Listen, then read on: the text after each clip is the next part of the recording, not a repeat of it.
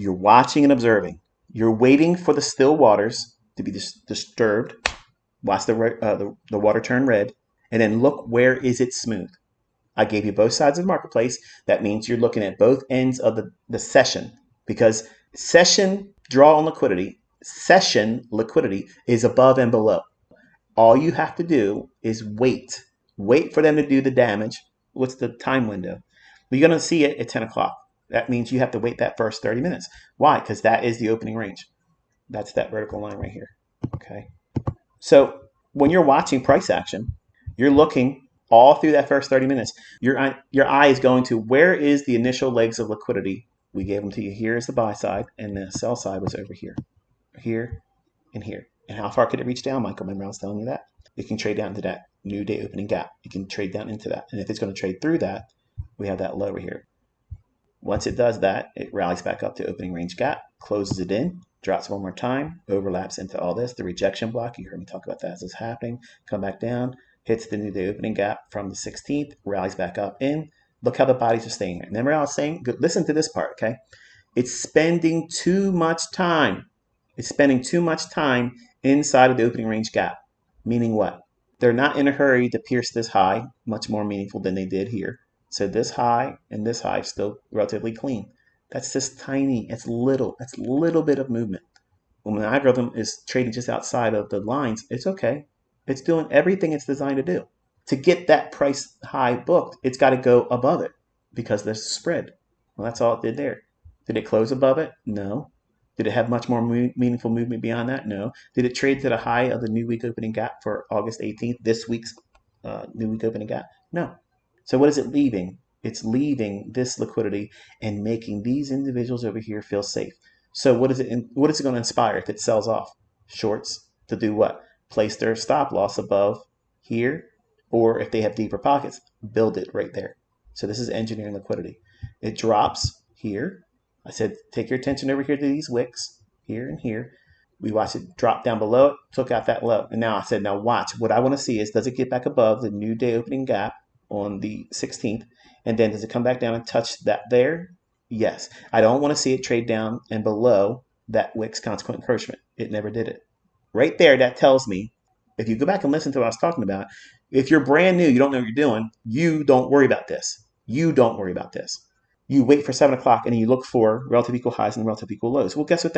That's this, folks. That's the relative equal highs after 7 o'clock, right here. It rallies. We're waiting.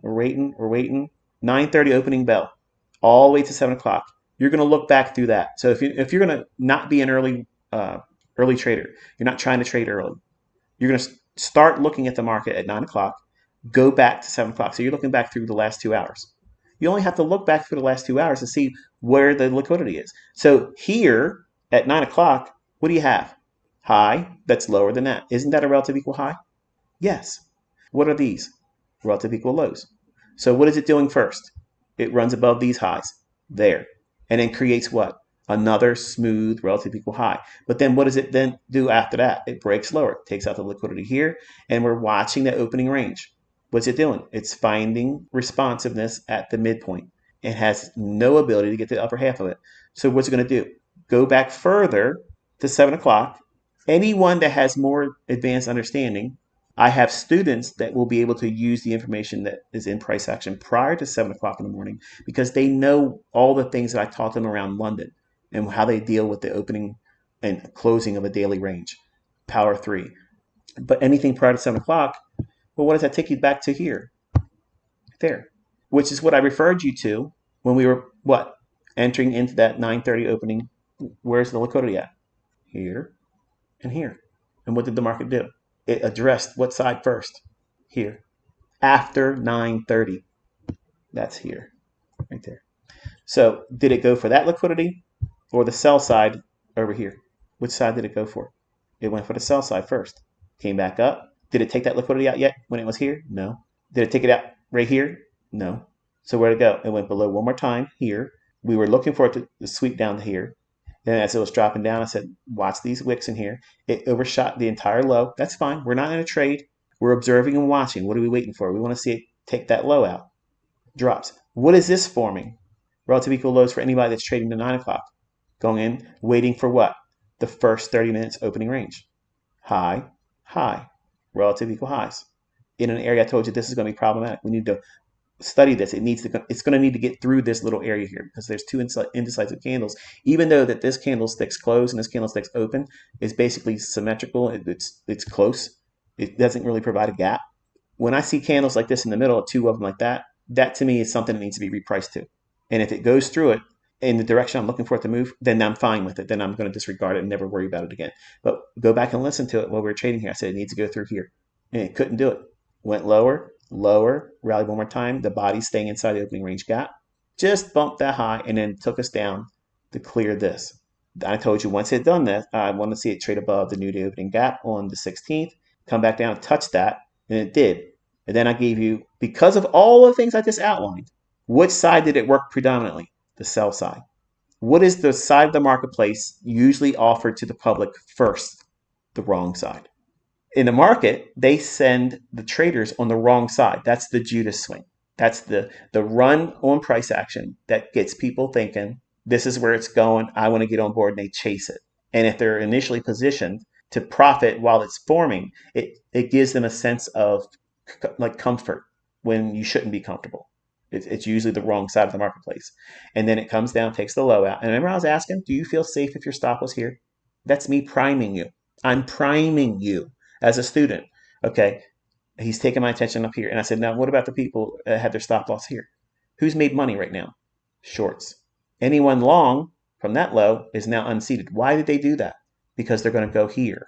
So to run from here to here is profitable. To run from here to here is profitable. And why it went down there is to unseat the stops that were resting right below that low. I took your attention to this area here. Told you the fair value gap was going to be there before that candle closed. One tick below this candle, that's the institutional order flow entry drill, and we don't want to see that entire gap closed in. That gap looks like this. That's your fair value gap. It went down to this low. Is that still unfilled? Of course it is. That's exactly what you want to see as a signature. That is the algorithm tipping its hand to me because I know what the fuck I'm looking for. When it does that, it's going to be what I want to see. We want to see it rally up. Where is it going to rally to, Michael? New week opening gap low.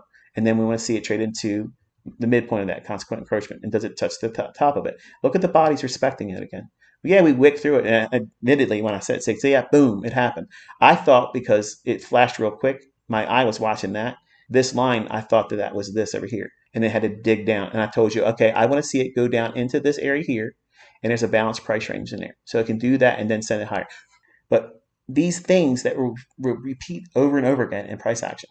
The logic of waiting for the sell side and the buy side, once you define what they are, just wait for the first one to get taken.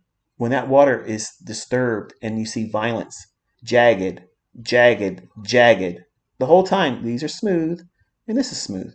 Oh, I want to be able to buy down here. Well, when it goes below that, you buy it then. Learn from that. Sometimes it'll be great. Sometimes it won't be. We want to see it trade above the new day opening gap. That means I'm saying that once it gets above that and it starts to trade here, as long as we don't breach that midpoint of that wick right there. Why? Because we've had the stops run below that low in here. So this movement is what? It's a wick on a higher time frame. It just doesn't look like one. It's wicking here to take us below that low and that low. So this low is the low that forms what? These relative equal lows. And it's also being respective of the new day opening gap. See the bodies? Is this one doing it? No. Oh, see, that's logic. I'm not going to refer to this one as we go back above it as support. I'm going to use this one because this one here is already showing that it's done what? It's respected it. So the algorithm is going to go back to that one. It's not going to refer to this one. Which one was on the new day opening gap and the bodies are showing it right there. So now my attention was focused there. We went above it. I want to see it trade down, touch the opening. I'm sorry, the new day opening gap high, and it can trade as low as that low one, but we don't want to see it close below that wick of that candlestick's midpoint or consequent encroachment of it. And it only gave us a touch of the high of the new day opening gap, rallied, showed displacement. Wonderful. Next candle as it's forming. This is going to be a fair value gap. Called before it formed. Institutional order flow. Called before it delivered. It did not close in that gap, which is exactly what I told you That's ideal. And then it's off to the races. Wait for the first one to be taken. And then the second one will come later, because the first one shall later be last. That's in scripture. And that's the same thing you're seeing in the marketplace. This liquidity was saved. And what you're going to learn, if this is going to be taken second, that means it's going to potentially move a little bit more beyond this one. Meaning what? If you know that a daily range, I said, think of this as a individual bar for a daily chart. Okay. So in other words, it's representing the highest high and the lowest low of the day. Okay. So this is the open. This is the lowest it made for the day. And this is the highest it made for the day. And this is where it stops trading. Okay. If your thinking is that we're probably going to move up over a series of days, or for the week, or for the month, or we're moving in that direction higher, and you're watching price action at 9:30 here, and you've defined the sell side was here. We incorporated that old new day opening gap, and we gave you the buy side. So if we're opening right here at that candlestick's tick opening, we opened, went up, closed down. That opening right there represents this. And then from that opening price, that movement from here to that low would represent that low on the daily open, high, low, close bar. So what we're saying is the open and the initial drop down, that's the fake move. That's the Judas swing. That's where smart money buys. Okay. Now, the complication comes in at where you are going to be a buyer. That opening price here down to that low, in that area, that range, that means where this low forms and where the opening is, you're hunting. You don't have to have the low tick. You're just hunting something to be long. But this opening price down to that low, that range, okay, graphically looks like this. That little sweet spot right here, inside that range, that's where your best opportunity to buy and hold, and just wait until we get to the lunch hour and then measure out where it can retrace. So if there's going to be a lunch macro, if it's going to go lower, you can determine where it's going to go lower and not place your stop loss within grasp of that. Ideally, what you want to do is learn to try to enter when you're bullish longer term, when you think it's going to go higher. So don't think that this is a one-trick pony, intraday trading only, and you can never use it to make bigger money. You can, but you can't appreciate this type of daily candlestick close until you first learn how to read these intraday price fluctuations. But for those individuals that know that this is what it looks like, not every classic buy day or classic sell day, where it's just one direction, that's not the same. A classic buy day is just, it moves up and closes up high. It doesn't mean it's one direction with no retracements. There's sometimes it's like that, and if you're able to hold on to it, they're very, very fun. And I'm teaching you how to do those types of things right here, right now. So if we know the opening price, that's a finite number. They're not going to move that around. It's right there. It's the opening tick on that candle. Then simply wait for it to drop. Aim for liquidity or aim for any inefficiency below that price to the left over here. Okay. The first stage is where the sell side liquidity and then that new day opening gap. It pierced through both of them. And then what did it do? It came right back to opening range. And then I said it was spending too much time into it here. And then it drops, takes out that low. Then I took your attention to that wick, the midpoint of that, and we want to see it get above it. Treat the old new day opening gap. Taking your attention right there, it's going to form a fair value gap. And it's going to be an entry that's an institutional order flow entry drill. That means it's not going to close the gap in. It's going to leave a portion open, and then it fucking does it. What's occurring?